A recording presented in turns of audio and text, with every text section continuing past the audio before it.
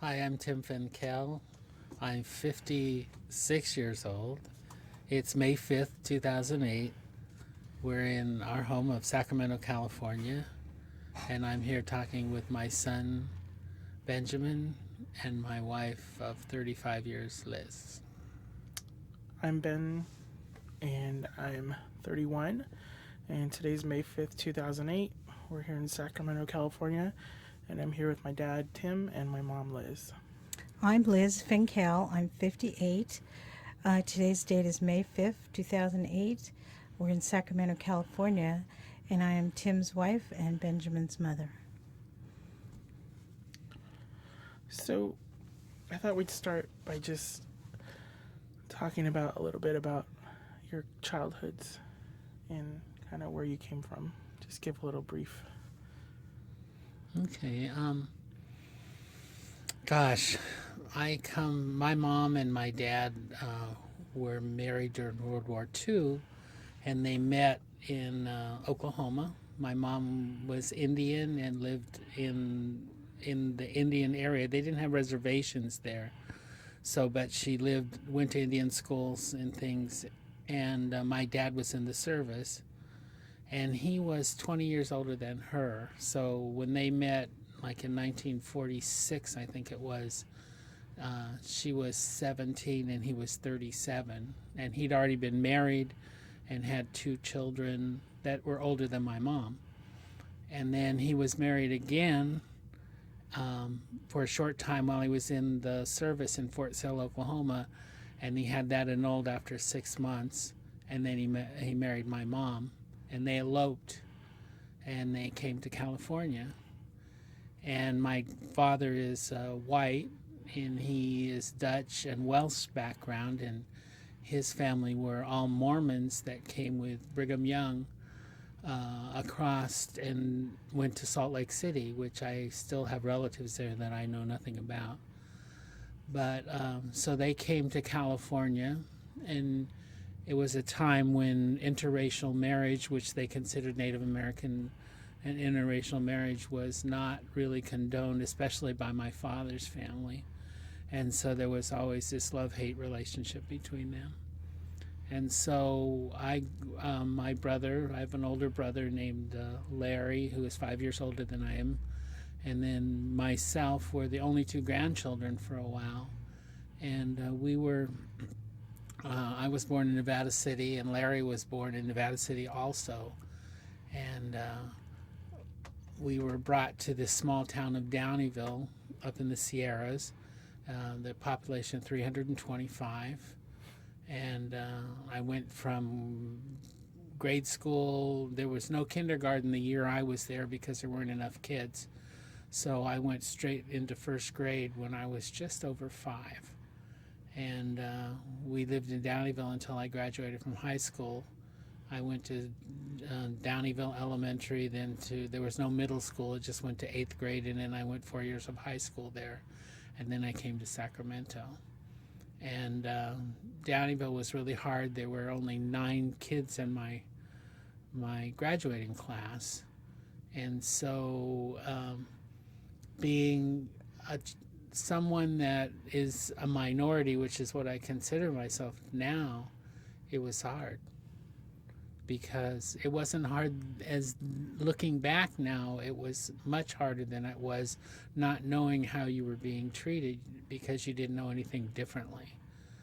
So, but it was always a struggle for me because in our town, in a little school, you were always, there was one thing that the school did. We had a basketball team, so you were expected to play basketball. I wasn't a sports person, so I really didn't fit in.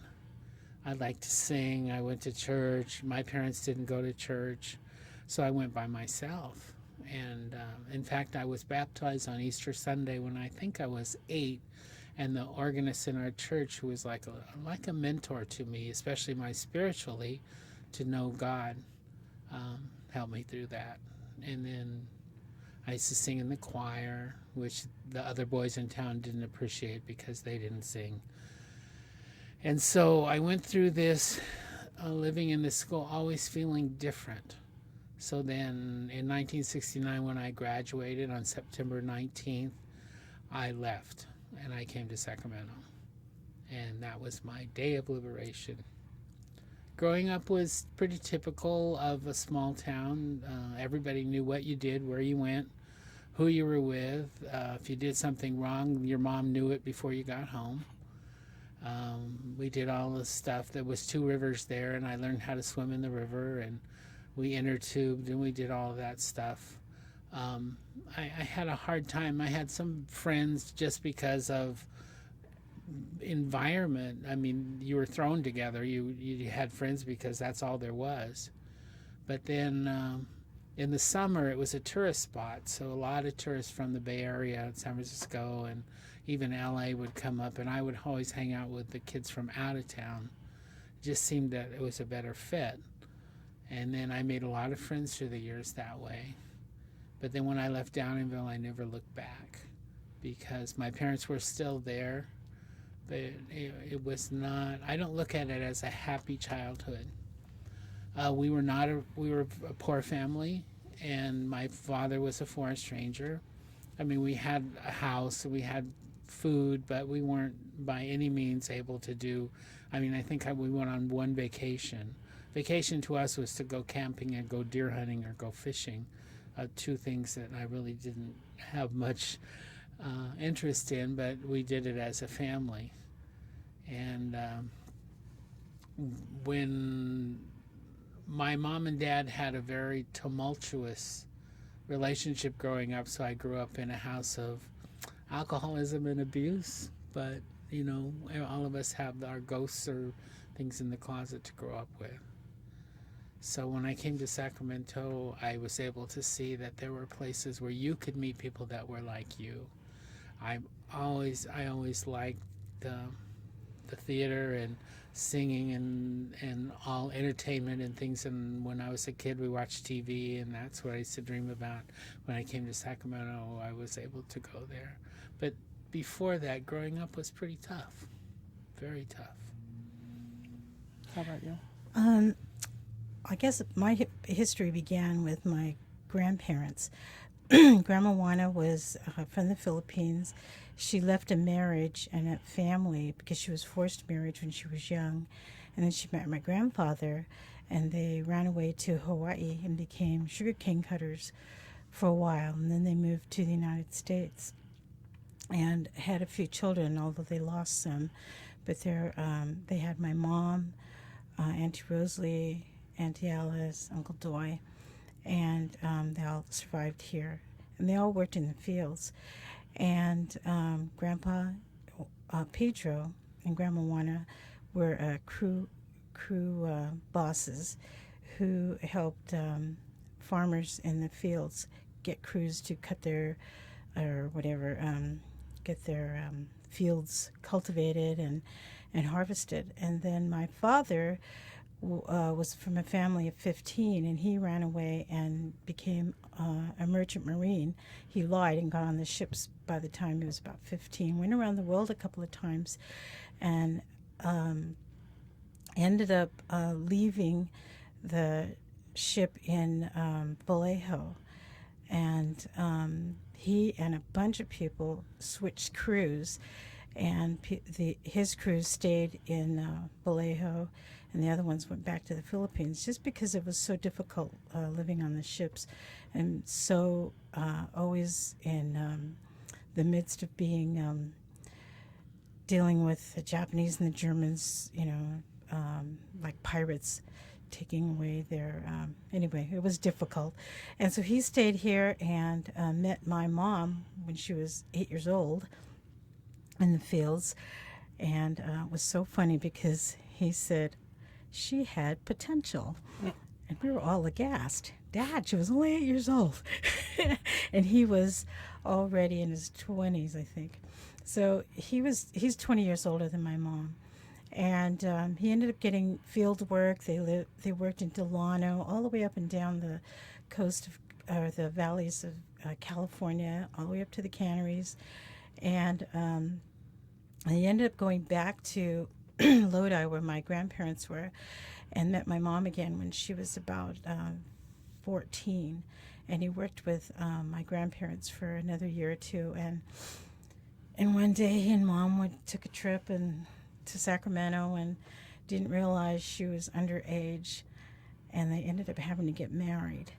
And it was quite an interesting story.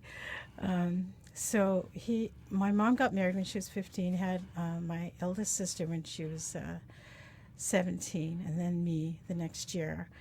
And I was born at Mercy Hospital. I think both of us were born at Mercy Hospital in Sacramento. And we also grew up as children of the fields, where we learned how to cultivate fields, how to plant tomatoes, hoe the weeds by hand with the hoe. There was no machinery at that time. And we learned to pick tomatoes, everything you can imagine, asparagus, cucumbers, pears, grapes.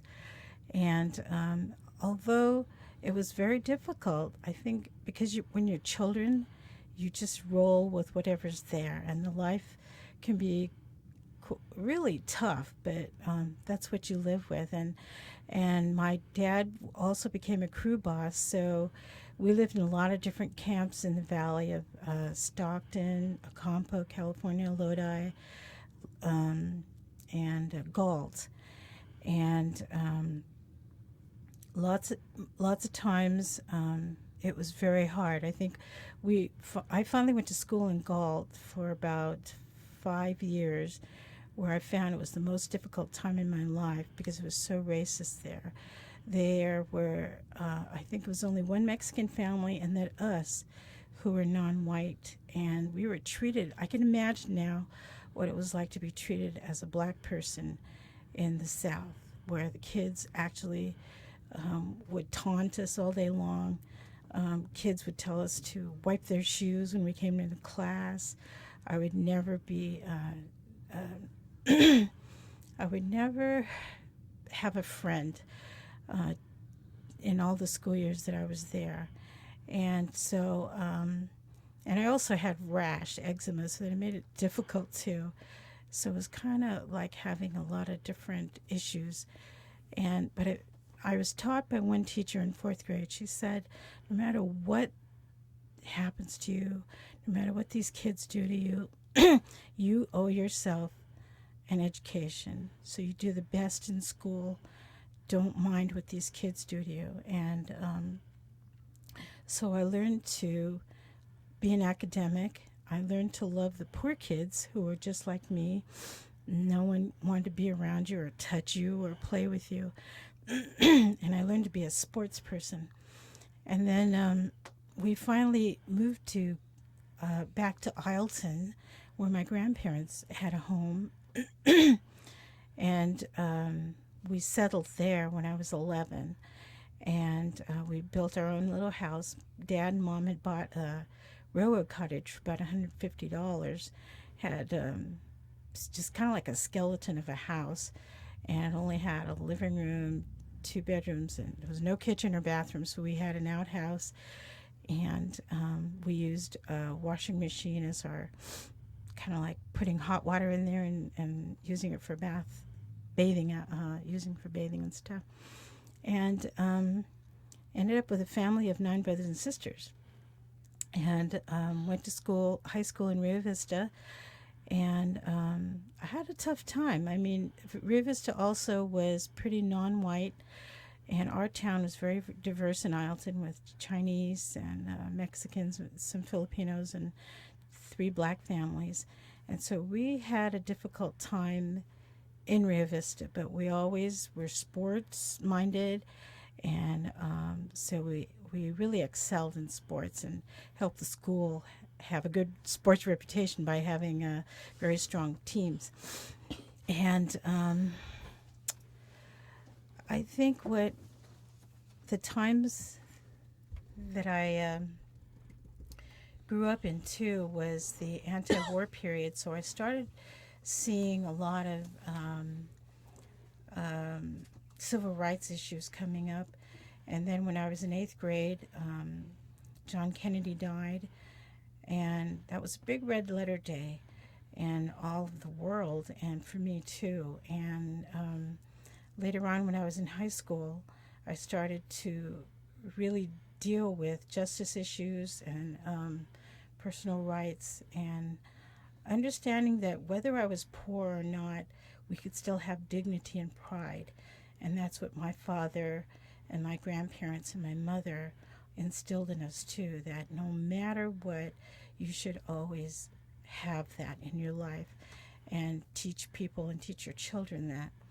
And then I went on to City College in Sacramento in 1968. And I learned there about being an individual, making decisions, that every choice is mine, how I'm going to live my life, how I think, the relationships that I have with people, whether they were sexual, whether they were social, that I can decide how I'm going to have my fun and to be a strong person. And it was quite amazing there, because that was when the men were coming back from the Vietnam War, and we were also having a lot of anti-war demonstrations. And I found out there too, what do you really believe in, and do you take your beliefs to the streets, or you just sit on the sidewalk and watch like a lot of people did? And I decided I was not going to sit and watch, and I became anti-war demonstrator, and we helped to develop a lot of anti-war protests on campus. And later on, I also went to Sac State, and we developed the first Filipino organization there, the Kayumangi, and we got our first Tagalog class and our first Filipino history on campus at Sac State, and it was pretty amazing. And I got to work with the RCAF, the Royal Chicano Air Force, who were the wild artistic guys at Sac State, and did a lot of work there too. We had sit-ins too for students to make sure we had our Asian classes, that our Chicano studies stayed, and our Black studies classes. And Did you guys, after coming from small towns and having it, did you guys feel you guys kind of went crazy when you got to Sacramento, and did all the things that kind of because you came from a small town where there wasn't much going on? Did you kind of go wild when you first got here?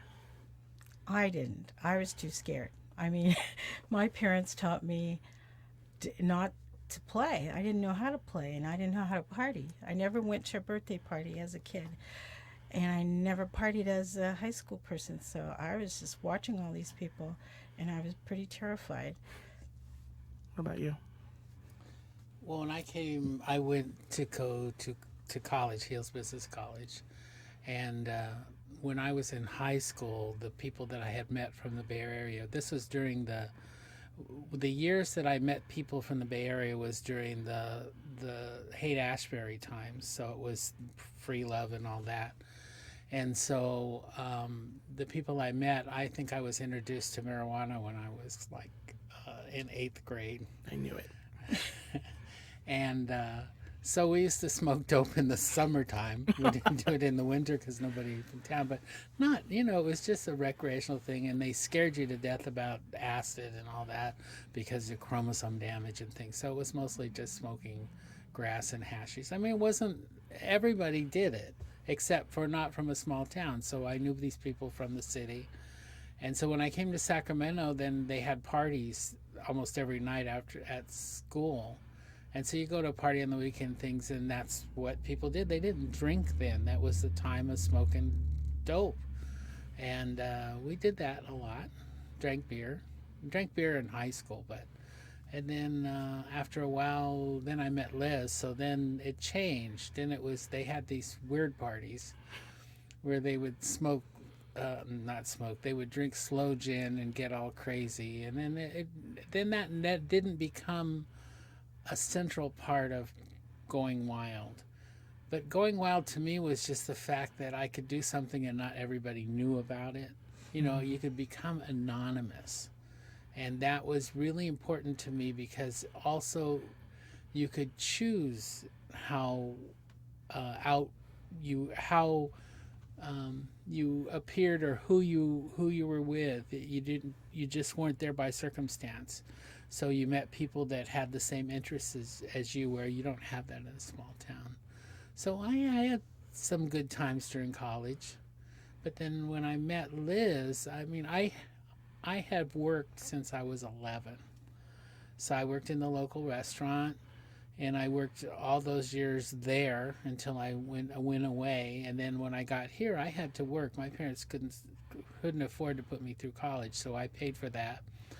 And I got an apartment in Sacramento. I paid $65 a month for a studio apartment. It's still there on 15th and P Street. And then I worked at Denny's restaurant. It was a chain then. It wasn't individually owned stores. So I was what they called a roving busboy. So I worked in 5 different Denny's, and I would work in a different one every day. And there was one on Broadway then. There was one on 4th and L. This was on 15th and K. There was one on Madison and one other one that I worked at. And that's how I made my money. And, minimum wage then was only, wasn't that much, like 4 something an hour. Did you have a job, Mom? Yeah, I did actually. During college, I worked as a work-study student, and I think I was earning like $1.20 an hour, and until 1971, then I left there. Then I worked at McDonald's for 4 months. That's where I met Tim. And how did he pick up on you? actually, he didn't. What had happened is I worked the shift from 3 to midnight, twice a week, and I walked home. I was walking about a mile from. Why are you shaking your head? She picked up on me. It wasn't me picking up on her. Well, that's what I said. And anyway, I was still afraid of men. My mother had gotten me so freaked out about men. So I was walking home all the time, and Tim was always giving people rides. And one night I just finally gave in and said, okay, take me home too. And so we learned to talk, and I found that this guy could be very safe. And we could talk about everything. We talked about stars, history, astrological stuff about the stars, and everything that was amazing to me. And I felt really wonderful. And then that I could find somebody and not worry about whether he was going to jump on me or not. And we did that for a year, and then not a year, I'm sorry, till I left McDonald's, and then we didn't see each other for another year. And we were going to school. Pat and I used to sleep on the porch at our house. I used to room with about 5 other ladies, and one night Tim found us, and we started talking, and we started going out. He took me out the first time in the snow when I was 22. And it was pretty cool. This guy was really, really fun. And that night we went out to the snow. We changed chains for people. We earned $25 out in the snow. Made snow angels, and it was fabulous. And I met the best friend I could ever have. And then we started writing for a year because he moved to Reno, and that's how we began our friendship. So what made you fall in love with her? I don't know. It was because we were friends first, and we had a lot in common, but nothing in common, and we just talked a lot, and it was safe. It wasn't like I wasn't looking for a girlfriend. In fact, I was with someone else then, and we were trying to force her to be with someone else at McDonald's, and that didn't work. And actually, she had a crush on. I was a manager for McDonald's. I was like 19, and there was a guy named Benny that was the unit manager, and I was assistant unit manager, and she had a crush on him, And so then it just kind of evolved from there. But I think the time that I really fell in love with there was when we went on vacation, and it was supposed to be these three Indian guys, two Indian guys and a Mexican guy. I don't remember who they were, but there were supposed to be three guys go with us, and it ended up, and there were five girls, and there were going to be four guys, and it was just all going to be fun, and they all backed out. So I went on vacation with five girls, or six. Only because he had the only running car. And they had a 1955 Biscayne, Chevy Biscayne or Ford Biscayne, I don't know what it was, and it broke down on the way. Yeah. And then we were out by the lighthouse in Crescent City, and we'd gone out there, and it just kind of happened. It was really nice, and we just clicked. So, how long before you asked her? Well, Were you guys dating? no, what happened is I met her parents, No. and that was a disaster because I walked in, and Liz's mom was very Catholic and was very much influenced by the exact wording of the rules of the church. And she had grown up she had been in the camps those years and seen all of these, especially the Mexican girls. All of them get pregnant about the time they were 15 or 16. So she said that none of her children were going to get pregnant. So she was adamant that none of her girls were going to get pregnant. So Liz is the first one to bring home a guy. So we walk in the door, and we're in their house before it was remodeled. So it was kind of a real strange place. And one of the first things she said to Liz was, "Well, Liz, is he circumcised?" And I said, "What?" So did I. And I just didn't know what to think about that. And that was her way of saying, "Well, did you have sex with him?" But she wouldn't say that. And we hadn't even, I don't think we'd hardly kissed up to that point. But what was cool about it, the good part about it is that all of the kids were there. Even Rebecca, I think, was there, Maxie, Phil, Ben, all of them. And Irene and Diane and Marshall were really little. And they all came, and everybody hugged you, and that's something that our family didn't do. And they were so happy to see you. It was exciting. And the food was so good, it smelled so good. Although Liz did make tortillas that were like bricks. But it was an interesting house. This house was, they had built onto it or something, and you went in and there was this long corridor, and they had couches down both walls, and they kind of sat there. And then they had a TV room by a bathroom where the shower was that had a stall with a gap at the bottom where you could see their feet. It's like a Dutch door, a short one. So they said, "Sit down." So we went to watch TV. And while you're watching TV, you see people come in and you see their legs going by, and you hear the shower going. It's right next to you. And then they come out, and then somebody else goes in. It was, and then their bedrooms weren't bedrooms. They were rice sacks sewn together on clotheslines that separated their areas. So this was the time of the Dave Clark Five, the Beatles. I don't think anybody was in the Stones or anything, No.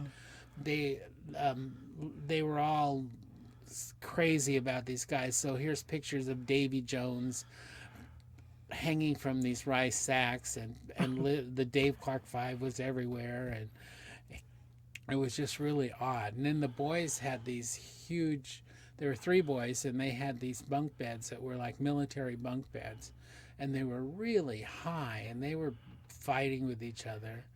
And in the kitchen, it was a homemade sink with a picnic table, a huge picnic table in the kitchen, and you went in there and you sat on these benches, and it was like camping. But it was home, and it smelled so, I remember it smelling so good. Liz's dad was very cordial to me, very nice, but her mom was just, from that point, that was the beginning of our love-hate relationship. And it just continued that way until now. But I don't know if I survived that, so it went pretty well. We were married 2 years later, I think. Yeah. We How were did- married who- in 1973. And you asked her. Yes, yeah, I did. Well, actually, that's how the story begins because then her dad talked to me and said, "Are you going to marry my daughter?" And I said yes. Liz almost fell over. I was not ready. I was not ready. But and I think what happened in my life was I was so all Filipinos are generally tied to the family, and it's very very hard to say, oh my God, I'm gonna not be with them anymore, and to really understand giving up the apron strings from your family is that was huge to me, and creating your own family. And being with Tim all by himself with me was not something I've never been alone with anybody. Never had my own bed all this time. So it was a huge, huge change. And it was very difficult. And I think my mom was hard pressed too to let me go and made it difficult. But Did you get down on one knee?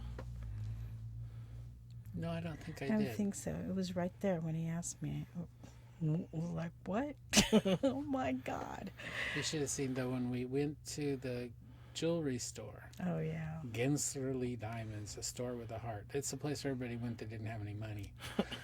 And we bought this ring, and so she wore it. And then when her two sisters, her older sister Rebecca and her next sister Maxie, saw that, they were just so mad because I wasn't going to school at that point. I was working at McDonald's and I didn't have a college degree, and they were all going for college degrees, and they didn't think that I would stay with her because they'd seen all these white boys run off on the Filipinos. And even right before we got married, Liz's parents talked to her. We went to a picnic in William Land Park, and they kind of said to her, well, you sure you want to do this because he's going to run off with a blondie. Yeah. And so it was really hard. Then I don't know if they didn't like me as a person, they just didn't like me as someone from the outside. They knew nothing about the lifestyle I came from. It wasn't like them, so it wasn't acceptable. And I had never met Filipinos before. Liz was the first Filipino I ever met. And Tim was my first ever relationship. So it was very hard. Very hard. So let's get to the good part. What did you think when you had me? What was your first reaction? I was freaked out. I'm like, what? I'm pregnant? Oh my God. But it was pretty marvelous. It was pretty marvelous to realize you got life inside you, and to feel that little person grow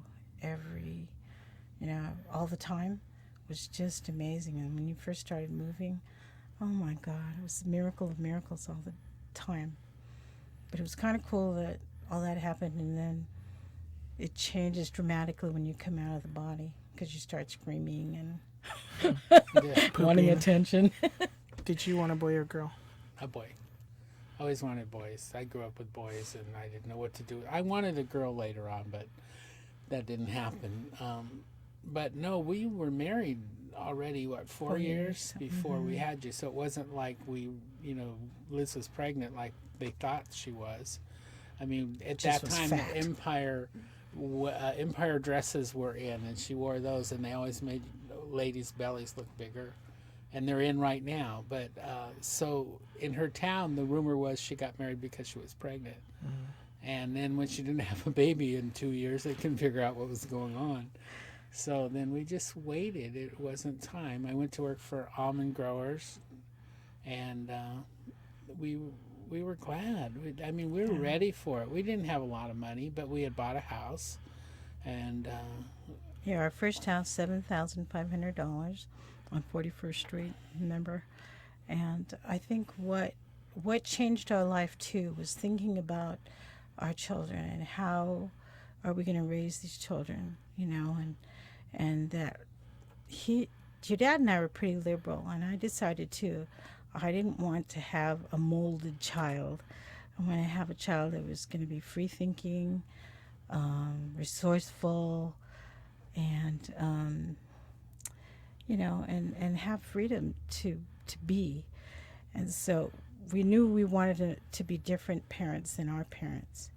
So it was conscious the way we raised you. And it was difficult to even let ourselves go of making you do the things we wanted to do just because we thought that's what you should be doing. So we had to deal with the should be stuff and say, no, let him make mistakes, let him cry, let him do stuff, let him be creative, and we shouldn't be too critical because that gives them the freedom to grow. So since we have a new one and the next generation coming, what do you want them to know about you or her?